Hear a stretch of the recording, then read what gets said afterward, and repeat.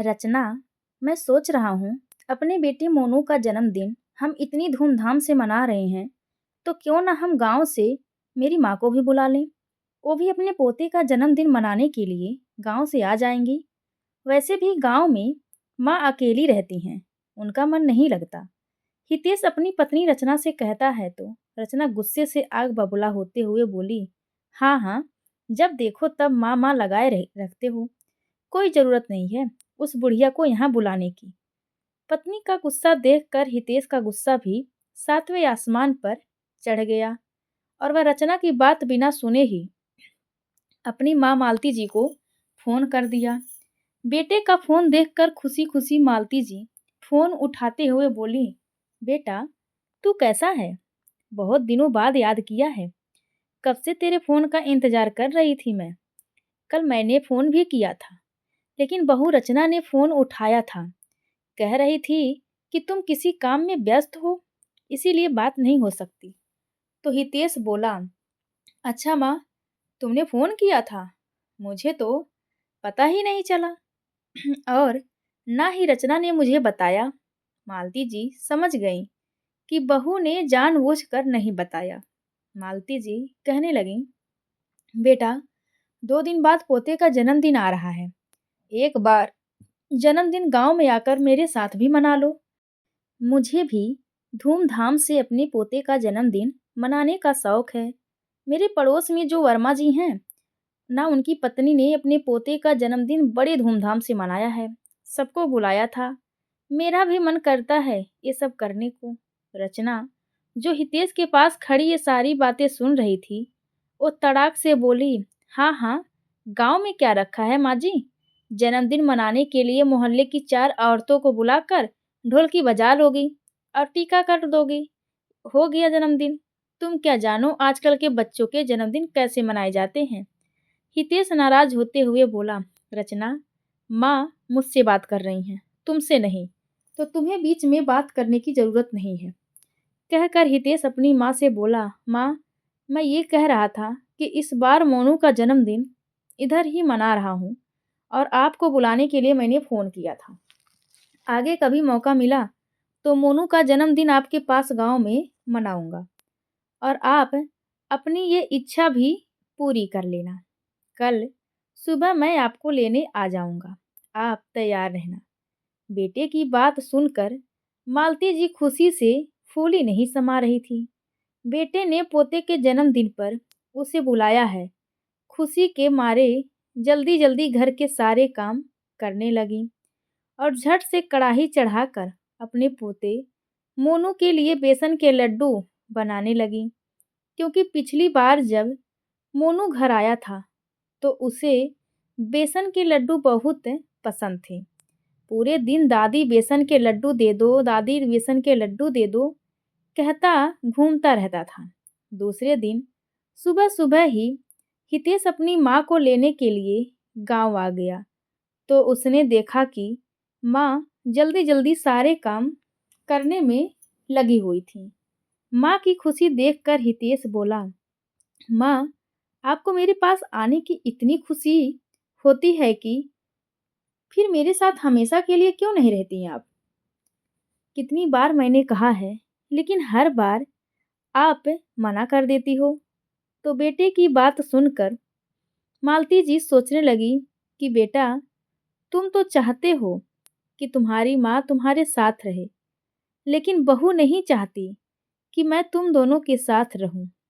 पिछली बार जब तुम दोनों घर आए थे, मुझे अपने साथ ले चलने की बात कर रहे थे, तो बहू ने मेरी वजह से तुमसे कितना झगड़ा किया था। और फिर मैं नहीं चाहती मेरी वजह से बहू बेटे में झगड़ा हो। तभी अचानक हितेश ने कहा, माँ, क्या सोचने लगी? कुछ नहीं बेटा, जब तक मेरे हाथ पैर चल रहे हैं तब तक मैं गांव में ही रहूंगी। जिस दिन हाथ पैर नहीं चलेंगे उस दिन तुम आकर मुझे शहर ले जाना।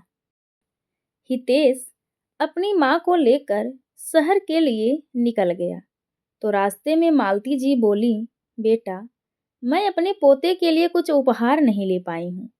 तुम शहर में मुझे बाजार ले चलना। गांव में तो कुछ ढंग का मिलता नहीं है।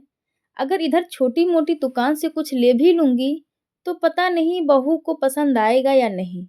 तो हितेश बोला, ठीक है माँ, तुम इधर से कुछ मत खरीदो, मेरे साथ शहर चलना। एक दिन आपको मैं बाजार ले चलूंगा, फिर जो अपने पोते के लिए लेना है वो ले लेना। बातें करते हुए दोनों माँ बेटे कब शहर पहुंच गए उन्हें पता ही नहीं लगा। घर पहुंचे तो रचना अपने कमरे में आराम कर रही थी। बहुत देर तक बेल बजाने के बाद रचना उठकर बाहर आई और फॉर्मेलिटी के लिए मालती जी के पैर छूकर अंदर चली गई। मालती जी हॉल में सोफे पर आकर बैठ गईं। थोड़ी देर में हितेश ने तीनों के लिए चाय बनाकर ले आया। बहू चाय पीने के लिए बाहर आई तो मालती जी ने कहा, बहू अगर पोता ना सोया हो तो उसको मेरे पास भेज दो। मुझे उससे मिलने की बड़ी इच्छा हो रही है और मैं उसके लिए बेसन के लड्डू भी बनाकर लाई हूँ। उसे बहुत ज़्यादा पसंद है ना। तो रचना ने झट से कहा, माँ जी बड़ी मुश्किल से सोया है, जब जागेगा तब मिल लेना। पास में बैठा हितेश रचना के स्वभाव से बहुत अच्छी तरह से परिचित था कि उसका मुंह क्यों बना हुआ है। उसे मेरी माँ का घर में आना बिल्कुल भी पसंद नहीं है। लेकिन थोड़ी देर में मोनू खुद ही कमरे से बाहर निकल के आ गया और सामने अपनी दादी को देखकर भागता हुआ दादी के गले लग गया और कहने लगा, दादी आप कब आए, मुझे पता भी नहीं था। तो मालती जी ने कहा, बेटा बस अभी आई हूँ।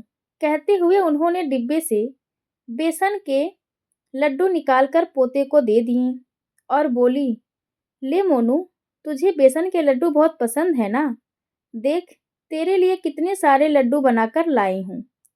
मोनू एक बार में ही पूरा लड्डू खा गया और दादी से और लड्डू मांगने लगा। तो रचना झुंझलाते हुए बोली, माँ जी इतने लड्डू इसे मत खिलाओ, पेट खराब हो जाएगा।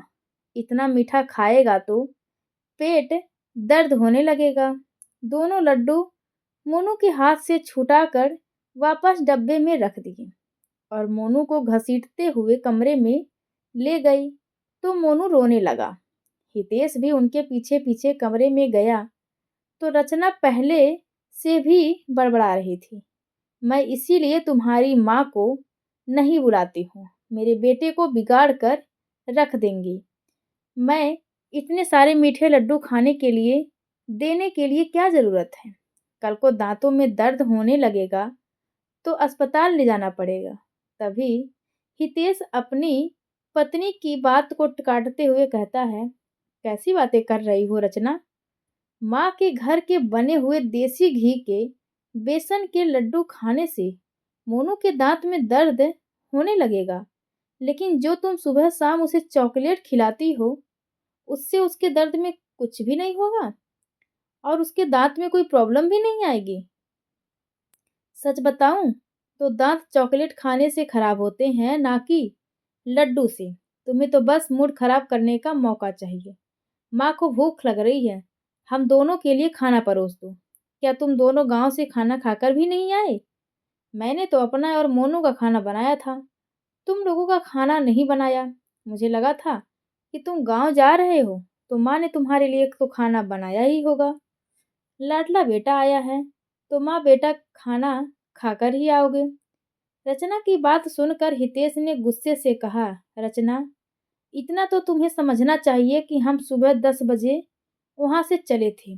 अगर माँ खाना बनाने लगती तो हमें आते आते रात हो जाती। तुम्हारे आलस की भी हद होती है, जरा सा भी नॉनसेंस नहीं है। जब हम लोग गांव से आएंगे तो खाना तो खाएंगे ही, सिर्फ अपने आलस की वजह से तुमने खाना नहीं बनाया। इतना सुनते ही रचना ने भड़कते हुए कहा, हाँ हाँ, अब तो तुम्हारी माँ आ गई हैं तो अब तुम मुझसे रोज ही किसी न किसी बात को लेकर झगड़ा करोगे। बहू की आवाज़ सुनकर मालती जी ने अपने बेटे को आवाज़ देते हुए कहा, बेटा हितेश, मुझे भूख नहीं है, वैसे भी मेरा पेट 2 दिन से ठीक नहीं है। मैं कुछ भी खाने की उम्मीद में नहीं हूँ और कुछ भी खाना नहीं खाऊंगी। सुबह नाश्ता भी बहुत भारी कर लिया था थोड़ा बहुत बेसन का लड्डू खा लूँगी और पानी पी लूँगी।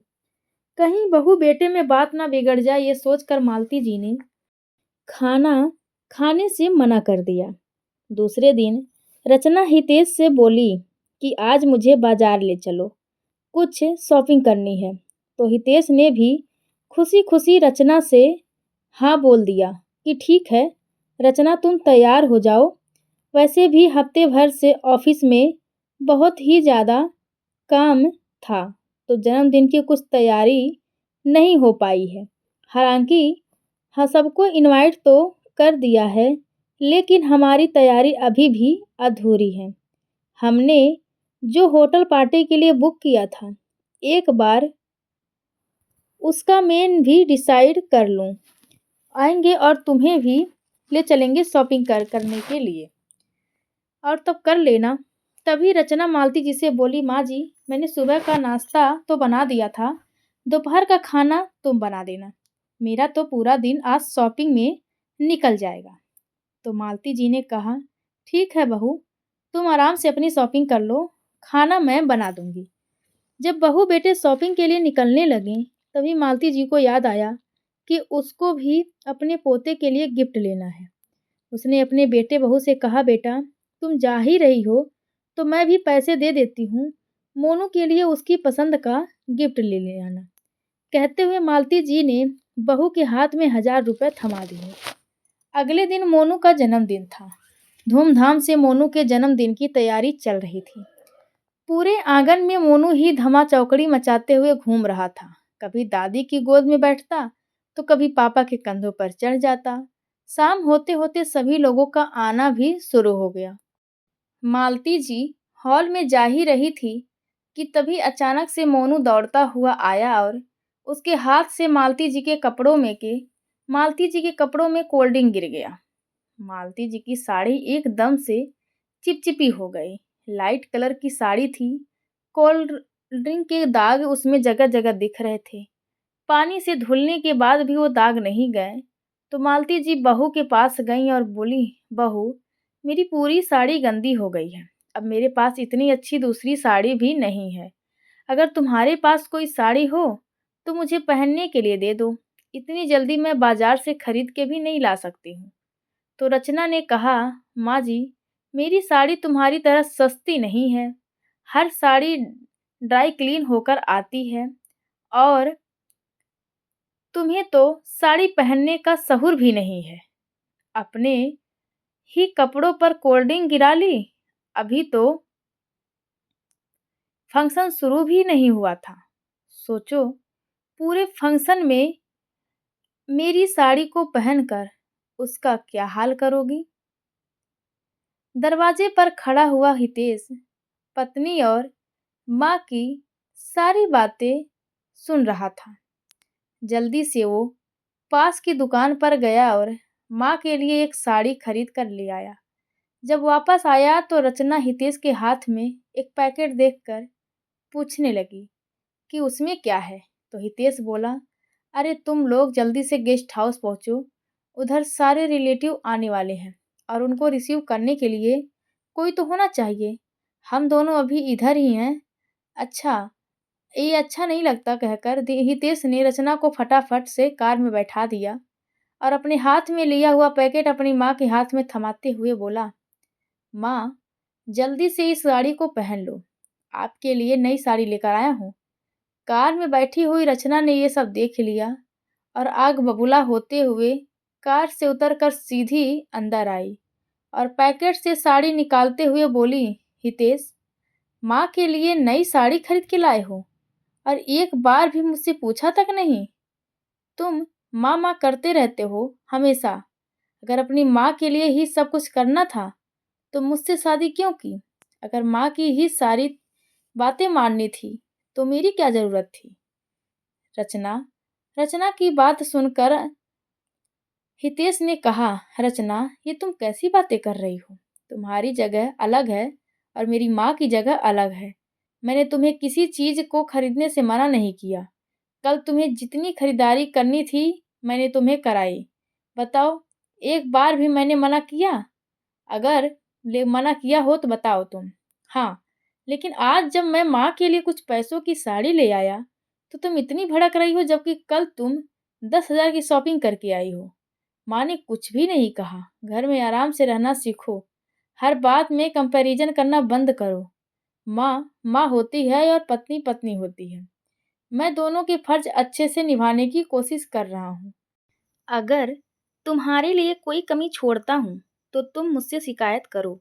इतने अच्छे मौके पर भी बहू बेटे में फिर से बहस होने लगी।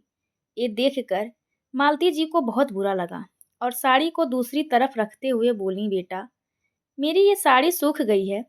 अब मुझे इसे पहनने में कोई समस्या नहीं है। तुम ये साड़ी बहू को दे दो। तो हितेश ने कहा, नहीं माँ, ये साड़ी मैं तुम्हारे लिए लाया हूँ और तुम्हें पहननी होगी। इतने पैसे तो मैं कमाता हूँ, तो क्या एक साड़ी खरीदने के लिए भी मुझे अपनी पत्नी से पूछना पड़ेगा? जब पत्नी को लाखों की शॉपिंग कराता हूँ तो आप कुछ नहीं कहती। ये बात जो रचना को समझनी होगी। मैं खुशी खुशी उसकी फरमाइश भी पूरी करता हूँ। ये उसे नहीं दिखाई देता। माँ के लिए एक साड़ी खरीद लाया तो उसे खटक गया। रचना को अपने स्वभाव में बदलाव लाना पड़ेगा। माँ, उसका यह नेचर मुझे बिल्कुल भी पसंद नहीं है। हितेश की बात सुनकर रचना पैर पटकती हुई वहां से चली गई। मालती जी सोचने लगी कि मेरी वजह से बहू बेटे में कहा सुनी हो गई। पोते का जन्मदिन होते ही वो गांव वापस चली जाएंगी। अब नहीं रुकेंगी। लेकिन उधर बेटे ने तो उसके लिए कुछ और ही सोच रखा था। हितेश एक बहुत ही समझदार और सुलझा हुआ लड़का था। वो अपने पति के फर्ज को भी अच्छे से समझता था। साथ ही साथ माँ का मान सम्मान करना भी जानता था। किसी एक को खुश करने के लिए वो दूसरे को दुखी नहीं करना चाहता था। इसीलिए मन ही मन वो रचना को सबक सिखाने का निर्णय लेता है, क्योंकि वो रचना की इन छोटी मोटी बातों से बड़ा दुखी हो गया था। मोनू के जन्मदिन की पार्टी बड़ी धूमधाम से मनाई गई, पर रचना पूरी पार्टी में अपनी सासू माँ से मुंह फुलाए रही। ना तो उनसे ठीक से बात की और ना ही खाने पीने के लिए पूछा। दूसरी तरफ हितेश दोनों तरफ तालमेल बैठाने की पूरी कोशिश कर रहा था। अगले ही दिन मालती जी बेटे से बोली, बेटा, पोते का जन्मदिन अब हो गया है। अब मैं गांव जाना चाहती हूँ। ये सुनकर रचना बहुत खुश हो गई। लेकिन हितेश ने कहा, माँ, तुम गांव जाकर क्या करोगी? वैसे भी अब तुम्हारी हिम्मत नहीं रही, कोई तुम्हें देखने वाला भी नहीं है। अगर कभी तबीयत भी खराब हो जाए तो कोई तुम्हें गोली देने वाला भी नहीं है। अब तुम कहीं नहीं जाओगी, मेरे पास शहर में ही रहोगी। अब आपके बेटा बहू हैं तो तुम्हें गांव में अकेले रहने की क्या जरूरत है? ये सुनकर रचना आग बबूला होते हुए बोली, इन्हें गांव में रहने से क्या समस्या है? हम अभी अपने साथ माँ जी को नहीं रख सकते। तो हितेश ने भी गुस्से से कहा कि मैं माँ को गांव वापस नहीं जाने दूंगा। ये मेरा आखिरी निर्णय है। रचना, हितेश को गुस्से में देखकर रचना थोड़ा सा शांत हो गई, क्योंकि इससे पहले उसने हितेश को इतना गुस्सा करते हुए नहीं देखा था।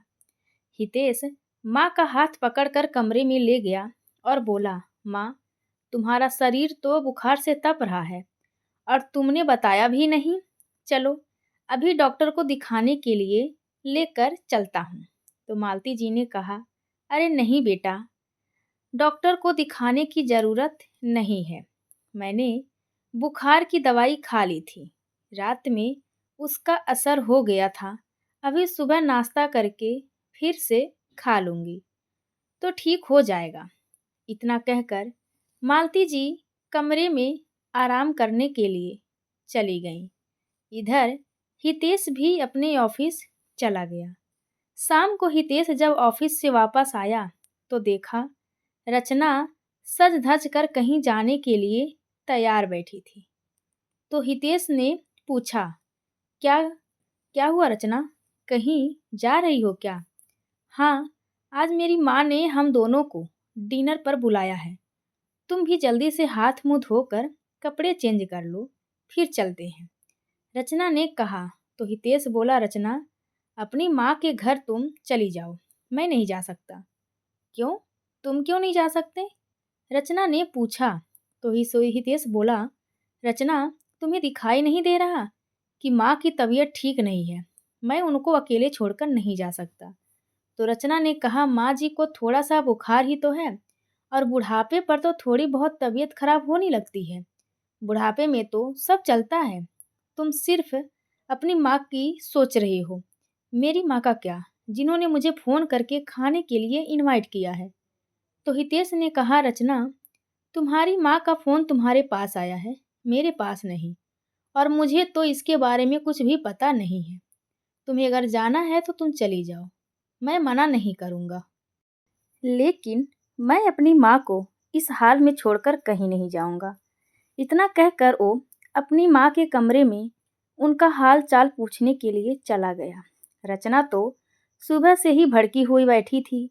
अब जब हितेश उसकी माँ के घर डिनर पर जाने को मना कर दिया, तो वो आग बबूला हो गई और कहने लगी कि अगर मुझे पता होता कि तुम अपनी माँ के इतने चमचे हो, तो मैं तुमसे शादी कभी नहीं करती। पूरी जिंदगी अपनी माँ के साथ ही रहती। क्या ज़रूरत थी तुम्हें शादी करने की, जब पूरा समय माँ ही माँ करना है, और पता नहीं अकेले में क्या क्या बातें करते हो। पक्का मेरी बुराई करते होगे। जब से तुम्हारी माँ यहाँ पर आई हैं, तब से तुम मुझे कम समय देते हो। रचना की बात सुनकर हितेश ने भड़कते हुए कहा, ये क्या बातें कर रही हो रचना? अगर मैं माँ से कुछ देर बात कर लूँ तो तुम्हारा मुंह क्यों फूल जाता है? और हमेशा तुम्हें यही लगता है कि मैं माँ से तुम्हारी बुराई कर रहा हूँ? अरे तुम्हारे अलावा भी दुनिया में बहुत सारे काम हैं। तुम्हारी बुराई मैं क्यों करूँगा? रचना, मैं सिर्फ तुमसे इतना कह रहा हूँ कि माँ की तबीयत ठीक नहीं है, मैं उन्हें अकेला छोड़कर नहीं जाऊँगा। तभी मालती जी वहाँ आ गईं और अपने बेटे से कहने लगी, तो बेटा, क्यों मेरे लिए झगड़ा कर रहे हो? चले क्यों नहीं जाते? मेरी तबीयत अब ठीक है। माँ के जिद करने पर हितेश रचना के साथ उसके मायके चला गया।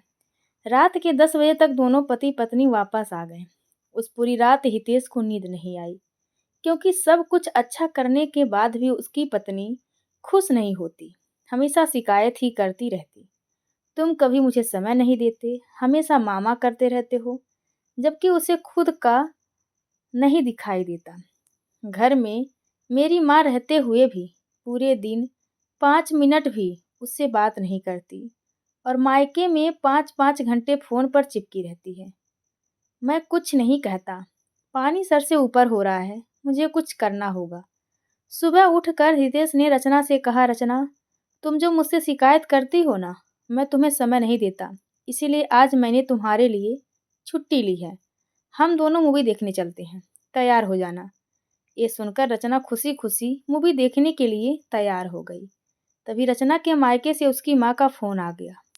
वो रचना से कहने लगी कि रचना, तुम्हारे पिताजी की तबीयत बहुत खराब है, जल्दी से घर आ जाओ। तो रचना ने हितेश से कहा कि मुझे मेरी माँ के घर ले चलो, मेरे पिताजी की तबीयत ठीक नहीं है। तो हितेश ने भड़कते ही कहा, रचना, तुम्हारे पिताजी का बुढ़ापा है, बुढ़ापे में तो ये सब लगा रहता है, और तुम्हारी माँ है ना उनको देखने के लिए। आज तो मैंने तुम्हारे लिए छुट्टी ली है। वैसे भी तुम्हारी शिकायत रहती है, मैं तुम्हें समय नहीं देता हूँ। मेरा आज का पूरा समय तुम्हारे लिए है। मैं फालतू में तुम्हारे पिताजी के पास जाने में अपना समय बर्बाद नहीं करूँगा। ये तुम कैसी बातें कर रहे हो हितेश? मेरे पिताजी बीमार हैं और तुम्हें मूवी देखने और घूमने फिरने की पड़ी है। हितेश ने रचना की बात नहीं मानी और उसे घुमाने के लिए ले गया। दूसरी तरफ चुपके से ससुराल में फ़ोन करके अपने ससुर जी का हाल चाल पूछ लिया कि उधर सब ठीक ठाक है ना।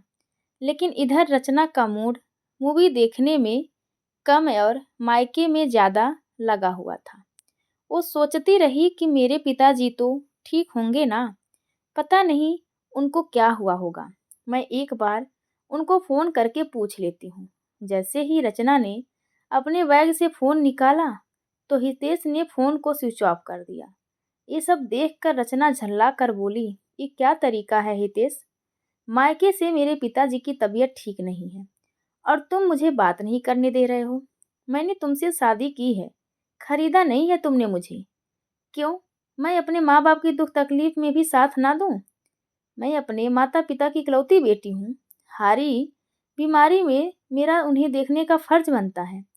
तुम मुझे उन्हें देखने से मना नहीं कर सकते। बिल्कुल सही कहा रचना। तुमने इतने सालों से मैं तुम्हें यही तो समझा रहा था कि मैंने तुमसे शादी की है। तुमने मुझे खरीदा नहीं है जो मैं तुम्हारे इशारों पर नाचता रहूं। अगर नहीं नाचूं तो तुम घर में कलह पैदा करती हो। मैं भी अपनी माँ का इकलौता बेटा हूँ और मेरे अलावा उनका तो कोई सहारा भी नहीं है। पिताजी भी नहीं है।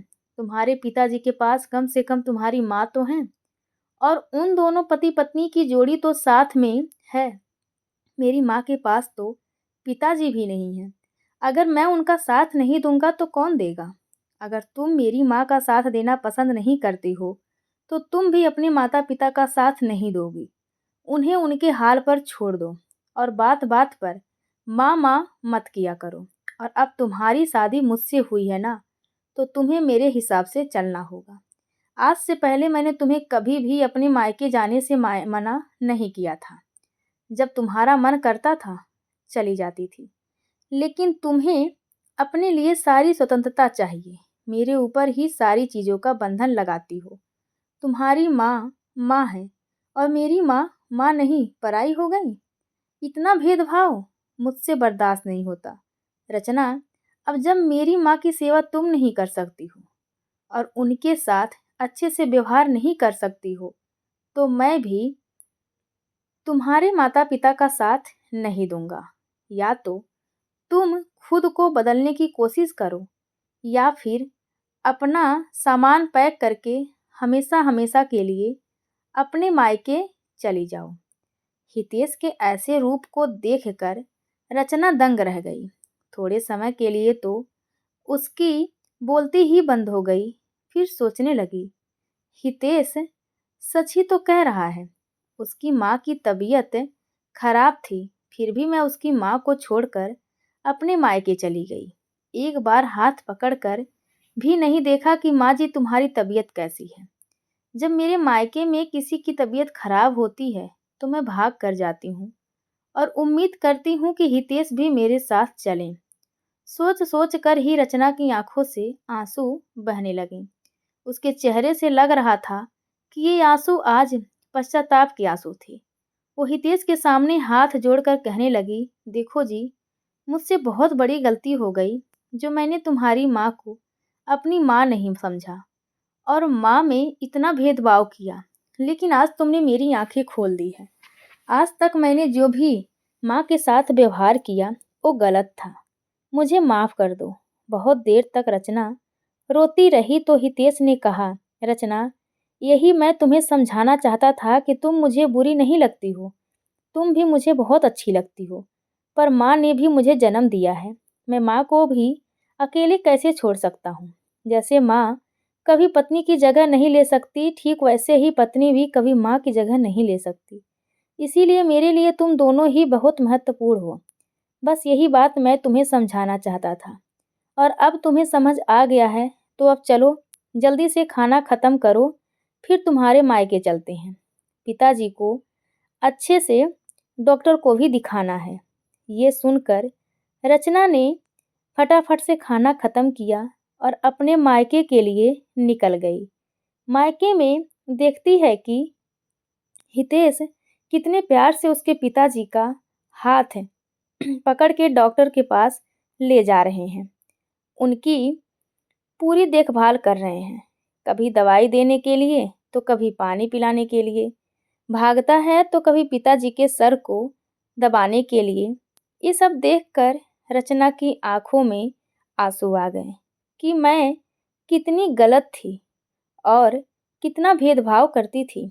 हितेश ने कभी भी मेरे माँ बाप के साथ भेदभाव नहीं किया। मुझे भी खुश रखने की पूरी कोशिश की है, लेकिन मैंने उसे समझने में बहुत देर कर दी। जब हितेश रचना के पिताजी को डॉक्टर के पास दिखा लाया, तो रचना ने हितेश से कहा, हितेश, अब पिताजी ठीक हैं, चलो हम घर चलते हैं। तो हितेश ने कहा, अगर तुम अपने माता पिता के पास रुकना चाहती हो तो रुक जाओ, मैं माँ के पास अकेला ही चला जाऊंगा। तो रचना बोली, नहीं हितेश, पिताजी की तबीयत अब ठीक है और उनके साथ में माँ हैं, मैं तुम्हारे साथ घर चलूंगी। रास्ते में एक फल का ठेला देखकर रचना ने कहा, रुको, मैं माँ के लिए कुछ फल खरीद लाती हूँ, उनकी तबीयत ठीक नहीं है। ये देखकर हितेश को बहुत खुशी हुई। जैसे ही वो लोग घर पहुंचे तो रचना सीधी मालती जी के कमरे में गई। मालती जी पोते को अपने साथ लिटाकर उसे कहानियां सुना रही थी, उसके सर पे हाथ घुमा रही थी। ये सब देखकर रचना की आंखें भर आई। उसने कहा, माँ जी, अब आपकी तबीयत कैसी है? आपने सुबह से कुछ खाया या नहीं? ये लो, मैं आपके लिए फल लेकर आई हूँ, कुछ फल खा लो, आपको आराम मिलेगा। कहते हुए रचना अपनी सास का हाथ पकड़कर उसका बुखार देखने लगी। अब वो तो माँ जी का बुखार ठीक है। बहू के बदले हुए व्यवहार को देखकर मालती जी दंग रह गई। बेटे की तरफ आश्चर्यचकित से देखने लगी तो वो मुस्कुराते हुए बोला, माँ, आज से तुम्हें अपनी बहू का यही रूप देखने को मिलेगा। तो रचना भी मुस्कुराते हुए बोली, हाँ माँ जी, अब आप हमारे पास ही रहेंगी, अब हम आपको कहीं नहीं जाने देंगे। ये सब कहते हुए रचना ने अपने किए की माफ़ी मांगी। आज मालती जी अपनी बहू के बदले हुए व्यवहार को देखकर बहुत खुश हो गईं और खुशी से बहू को माफ़ कर दिया। सभी लोग घर में बहुत अच्छे से रहने लगे। रचना भी अपनी सास की खूब अच्छे से देखभाल करने लगी। दोस्तों, घर का बेटा होना आसान काम नहीं होता, क्योंकि शादी के बाद उसे हर एक बात नाप तोल करके बोलनी पड़ती है। कहीं माँ नाराज ना हो जाए तो कहीं पत्नी नाराज ना हो जाए, उसे सब कुछ देख कर चलना पड़ता है। तो दोस्तों, हितेश का फैसला आपको कैसा लगा? कमेंट करके ज़रूर बताना। कहानी अच्छी लगी हो तो प्लीज़ वीडियो को लाइक करें, शेयर करें और हमारे चैनल को सब्सक्राइब करना बिल्कुल ना भूलें।